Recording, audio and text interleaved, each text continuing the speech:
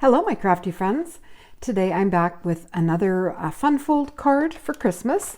This one is a 5x7 easel card. So it stands for display like that. I've talked about it before. I've been working on using up this Holiday Bash paper pad. This is from Recollections and I've had it for 4 or 5 years and it's just been hanging around in my craft room too long. I need to use it up. I have a lot of paper pads for the holidays. Well, I just have a lot of paper pads. I love patterned paper. I'm not a big fan of coloring stamped images at this point in my life. That might come back, but right now, not a fan. And I've always been a huge fan of patterned paper. So patterned paper and dies, that's where I'm at. And I find if I make a card with the patterned paper, I'm usually really happy with the card. I package up the paper, put it away, and then the next time I want to make a card, I just root through the patterned paper and take a different pad.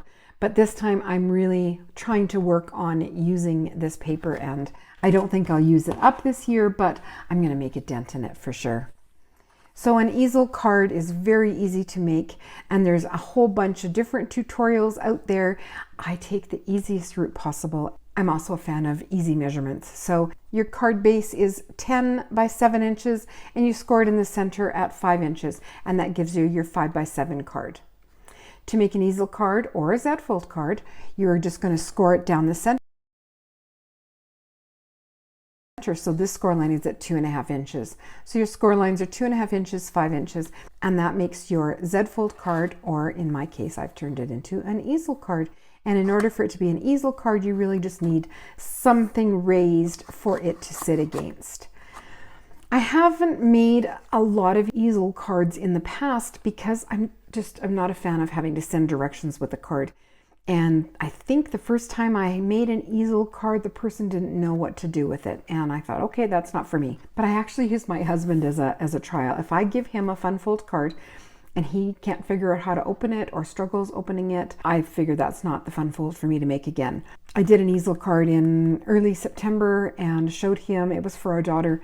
And I showed him and he knew what to do with it right away. And then I really watched my daughter when we gave her the card too. And she did kind of open it and go,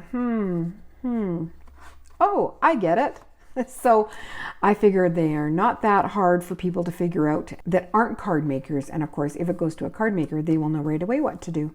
In the pattern paper, there's a sheet of borders, a 12 by 12 sheet of borders. So this was just trimmed off of the border. I popped it up with thin foam tape, and then I wasn't sure if that would be enough to hold it. So I added regular height foam tape underneath the white matte layer. So there's lots of layers there.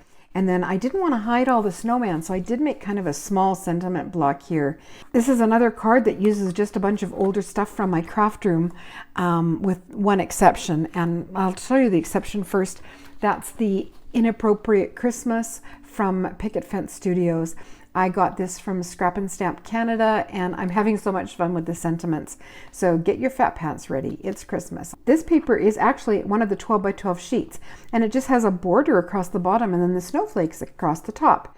So I was able to cut this panel down. I used the leftover panel on a different card, and I have also on the second sheet, I cut that border down and made a slimline card and a mini slimline out of that printed piece with the polar bear.